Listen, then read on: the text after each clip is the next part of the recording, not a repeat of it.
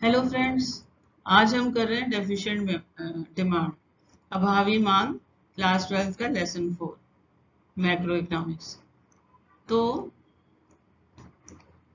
Keynes का ये theory है डेफिशिएंट डिमांड की, और उसने कहा कि डेफिशिएंट डिमांड या अभावी मांग तब होती है जब कुल मांग पूर्ण रोजगार के स्तर पर कुल आपूर्ति से कम होती है। यानी पूर्ण रोजगार के स्तर पर कुल मांग जितनी होनी चाहिए, कुल पूर्ति के बराबर होनी चाहिए, उतनी नहीं होती, उससे कम होती। एक बार फिर से देखते हैं कि जो कुल पूर्ति से कुल मांग पूर्ण रोजगार के स्तर पर जितनी होनी चाहिए उससे कम है। तो अब इसका मतलब क्या है, इसको हम थोड़ा सा समझाते हैं। तो थोड़ा सा हम करेंगे, हमने पिछले वीडियोस में भी किया था। कुल मांग उसके कारक किए थे, कंपोनेंट्स। तो उसमें पहले था हाउस होल्ड, जो परिवार क्षेत्र था। फिर उसके बाद फर्में थी जो उत्पादन करती हैं। हाउस होल्ड मांग करते हैं, वस्तुओं की मांग करते हैं। और सरकारें खर्च करती हैं। तो दो तरह से खर्च करती हैं। एक तो विकास के लिए खर्च करती हैं, जैसे सड़कें बनाना, डैम्स बनाना, है ना, परिवहन के सारे साधन जैसे रेल है, मेट्रो है, फ्लाईओवर है, सड़कें हैं, बिजली है, इन सब पे खर्च करती है। और एक सोशल, जैसे कि आप देखिए हेल्थ है, एजुकेशन है, डिफेंस है, इस सब पे खर्च करती है।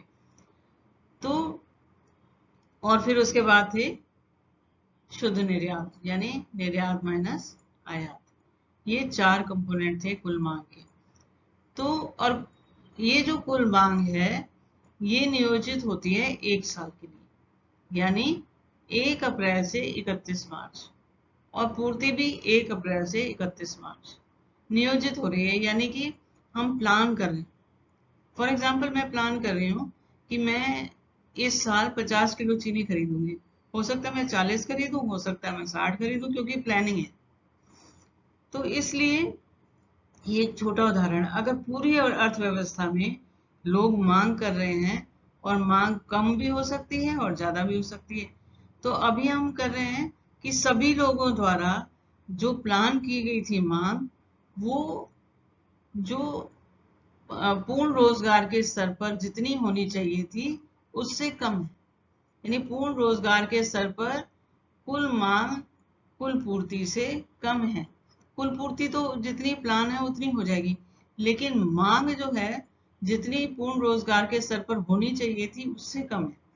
तो इसका अर्थ है कि संसाधनों का पूरा उपयोग नहीं हो रहा है। तो हम सारे अपने संसाधनों का उपयोग नहीं कर रहे हैं। अब हम अभावी मांग को समझेंगे ग्राफ से। तो देखिए, ये देखिए, ये जो है एएस, ये सप्लाई पूर्ति वक्र है, कुल पूर्ति वक्र है, जो 45 डिग्री का कोण बना रहा है। तो आपको मालूम होगा कि जो हमने राष्ट्रीय आय जब करी थी, तो हमने कहा था एक वर्ष में उत्पादित वस्तुओं और सेवाओं का मूल्य, तो वो राष्ट्रीय आय हो गई।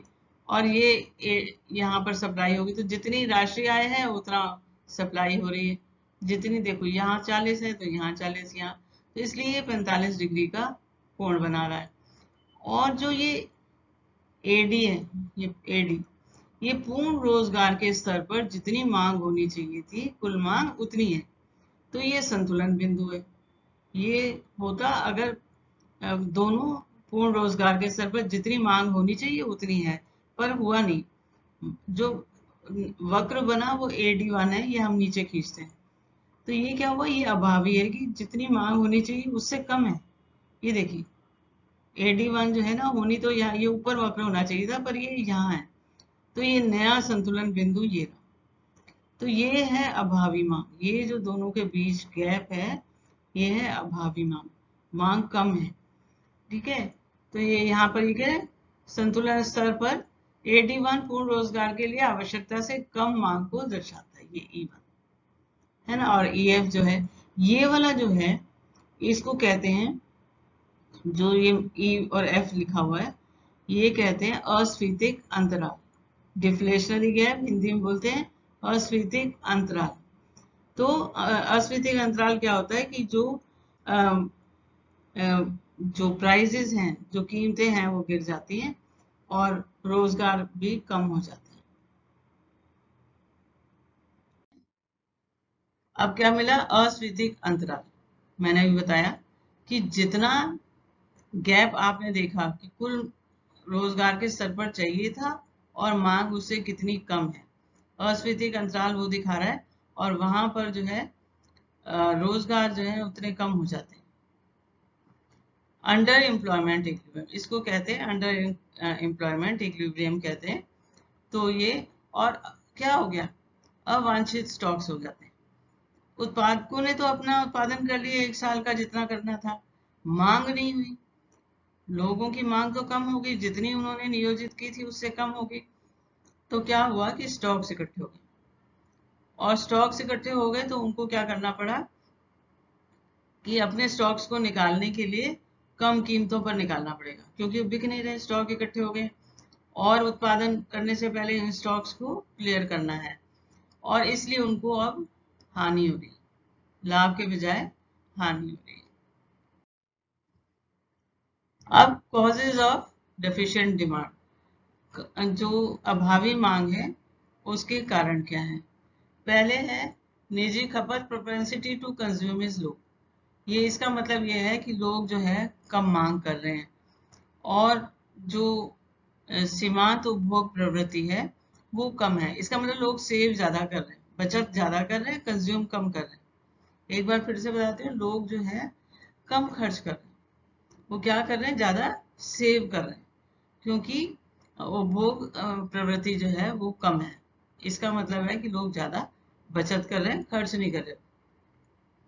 निजी निवेश में कमी, जो प्राइवेट फर्में हैं वो निवेश नहीं करना चाहती, क्योंकि जब माल ही नहीं बिक रहा तो वो आगे निवेश क्यों करेंगी? क्योंकि उन्हें आगे उम्मीदें नहीं है कि उनकी मांग बढ़ेगी या उनकी वस्तुएं बिकेंगी। सरकारी खर्च में कमी, कभी कभी ऐसा होता है कि बजट वगैरह जब सरकार बनाती है तो बजट में कभी कभी खर्च में कमी करनी पड़ती है, किन्हीं कारणों से भी करनी पड़ सकती है। तो उसमें सरकारी खर्च जो है वो कम हो रहा है। देखिए इससे क्या होगा, अगर सरकारी खर्च में जैसे रोड्स बन रही हैं, डैम्स बन रही हैं, मेट्रो बन रही है, तो इसमें इतने सारे मजदूर लगते हैं, इतने सारे लोगों को नौकरी मिलती है। तो अगर सरकार ये खर्च कम कर देगी, उतने ही लोगों कम लोगों को नौकरी मिलेगी, तो खर्च भी कम होगा। घरेलू कीमतों से कम होते, जब ये आयात में वृद्धि और निर्यात में गिरावट, तो क्या है कि आयात बढ़ गया है, यानी बाहरी देशों से सामान मंगाया जा रहा है, और जो निर्यात है उसमें कमी आ रही है। उसका कारण क्या है कि जो बाहर से देशों से सामान आ रहा है वो सस्ता है और हमारा कंपैरेटिवली महंगा है। और कर दर में वृद्धि, अगर सरकार ने करों में वृद्धि कर रखी, आय में आपको लगता है कर लगता है, तो फॉर एग्जाम्पल अगर 100 रुपए आए हैं, छोटा एग्जाम्पल है, 100 रुपए आए हैं और 20 रुपए कर लग गया, तो हमें 80 रुपए ही रह गए खर्च करने के लिए। तो ये 20% या 10%, ये अगर पूरे अर्थव्यवस्था में देखें तो करोड़ों रुपए में होता है। तो कर में वृद्धि होने से भी लोगों के पास आय कम हो जाती है खर्च करने के लिए। और आगे हम चलते हैं, इस डेफिशिएंट मांग को या भावी मांग को सही करने के लिए क्या हम उपाय कर सकते हैं? तो पहले तो राजकोषीय उपाय है। तो अब सरकारी व्यय व्यय है ना, अभी मैंने कहा था कि किन्हीं कारणों से सरकार ने व्यय कम कर दिए, तो सरकारी व्यय को बढ़ाना पड़ेगा, है ना। सड़कें, फ्लाईओवर, डैम्स, मेट्रो, यातायात के साधन, बसें, रेलवे, सब पे व्यय ज्यादा करना पड़ेगा। ऐसा करने से क्या होगा कि ज्यादा लोगों को नौकरी मिलेगी, ज्यादा लोगों को काम मिलेगा और वो ज्यादा खर्च करेंगे, आय का साधन बनेगा और वो खर्च भी करेंगे, तो मांग बढ़ेगी। तो हमें भावी मांग को ठीक करना है, तो मांग को बढ़ाना है। दूसरा सरकार करती है स्वास्थ्य शिक्षा पर सरकारी खर्च जो करती है उसमें वृद्धि करनी पड़ेगी, है ना। क्यों? फिर मैंने कहा क्योंकि लोगों जब ज्यादा खर्च करेगी, स्वास्थ्य पे करेगी, शिक्षा पे, स्कूल बनेंगे, अस्पताल बनेंगे, इक्विपमेंट आएंगे, तो इन सब पे खर्च होता है। खर्च करने से लोगों के हाथ में पैसा आता है, ठीक है। और करों में कमी करनी पड़ेगी। मैंने अभी एग्जांपल दिया था, अगर 20% था तो 10% कर दो, ताकि 80 के बजाय लोग 90 रुपए खर्च कर सकें। तो इस तरह से 10% पूरी अर्थव्यवस्था के लिए बहुत है। अगर आप करों में कमी कर देंगे तो लोगों के पास डिस्पोजेबल इनकम कहते हैं वो बढ़ जाती है और लोग ज्यादा खर्च करेंगे। अब हम कर रहे हैं अभावी मांग को ठीक करने के लिए मौद्रिक उपाय। तो सरकार रिजर्व बैंक ऑफ इंडिया वाणिज्यिक बैंकों को निर्देश देती है। तो पहला जो लिया गया है पॉइंट, वो है बैंक दर और रेपो रेट को कम करना। यानी मान लो कि ये सब, पहले मैं बता दूं कि जितने भी उपाय किए जा रहे हैं, एक तो आप अभावी मांग से थोड़ा सा कर लो कि सभी को कम करना है। सबसे पहले आप इसको ध्यान में रखो, अभावी मांग और इन सबको कम करना है। और कारण सिर्फ यही है कि ये सारे उपाय किए जा रहे हैं कि मनी सर्कुलेशन जो है वो मार्केट में आए, यानी लोगों के हाथ में पैसा आए और लोग खर्च करें, ठीक है। इसके लिए क्या कर रहा है, तो सबसे पहले बैंक दर और रेपो दर कम कर दी जाती है। यानी कि बैंक रेट मान लो 7% है जिसपे लोन देती है, बैंक देता है, तो उसको मान लो 7% था तो 5% कर दिया, है ना। रेपो दर 3 महीने के लिए दिया जाता है, तो वो भी कम कर दिया। तो क्या होगा, ऋण सस्ता हो जाएगा और ज्यादा से ज्यादा लोग लोन लेंगे। फिर खुले बाजार की प्रक्रियाएं होती हैं जिसमें प्रतिभूतियों को खरीदा जाता है। ये सिक्योरिटीज होती हैं और इनको सरकार खरीदती है या बैंक के द्वारा खरीदा जाता है। तो जब खरीदेगी तो पैसा मार्केट में जाएगा, लोगों के हाथ में जाएगा। फिर है cash reserve ratio. Cash reserve ratio या नगद निधि अनुपात, इसको हिंदी में बोलते हैं। तो ये इसको कम करते हैं। मतलब क्या है कि जो वाणिज्यिक बैंक हैं उनको कुछ पैसा, कुछ परसेंटेज रिजर्व बैंक के साथ रखना पड़ता है। मान लीजिए ये 20% है और 100 रुपये जमा है, तो 20 रुपये उसको जो रिजर्व बैंक है उसके साथ रखना है, ठीक है। तो उसको कम कर दिया जाता है। मान लो 20 था तो अब 10 कर दिया। और तरलता अनुपात को कम किया जाता है। तरलता अनुपात क्या है कि जो बैंकों को अपने पास रखना पड़ता है, मान लो 20% था उसको भी 10 कर दिया। क्यों कर दिया, क्योंकि रोजाना के लेन देन के लिए बैंक को अपने पास पैसा रखना पड़ता है, लोग पैसा निकालने आते हैं, तो बाकी का जो है वो लोन देने के लिए उपलब्ध है। तो पहले 20-20-40 था, जो इसका मतलब 60% बैंक दे सकता था लोन। अब ये भी 10 कर दिया, ये भी 10 कर दिया, तो हो गया 80%। तो 80% बहुत अमाउंट होती है, अगर करोड़ों अरबों में होती है। तो वो फिर क्या है कि इसको कम कर देते हैं, तो जो बैंकों के पास उधार देने के लिए ज्यादा पैसा उपलब्ध होता है। मार्जिन की आवश्यकता को कम कर दिया जाता है। अब इसका क्या मतलब है कि जो लोग लोन लेते हैं तो उनको कुछ ना कुछ जमानत रखनी पड़ती है। मान लीजिए कि उन्हें 80,000 का लोन लेना है, तो 1-10 की जमानत रखनी है, कोई दुकान है, कोई जमीन है, और भी कुछ रख सकते हैं। तो अब वो कहेंगे कि नहीं भी 1-10 नहीं, अब हम कम कर रहे हैं, आप 80,000 का लोन 1 लाख में दे देंगे, 1 लाख की जमानत है। इसको कहते हैं मार्जिन की आवश्यकता। जैसे इसमें छोटा उदाहरण है, 10,000 कम कर दी। फिर क्रेडिट राशनिंग है।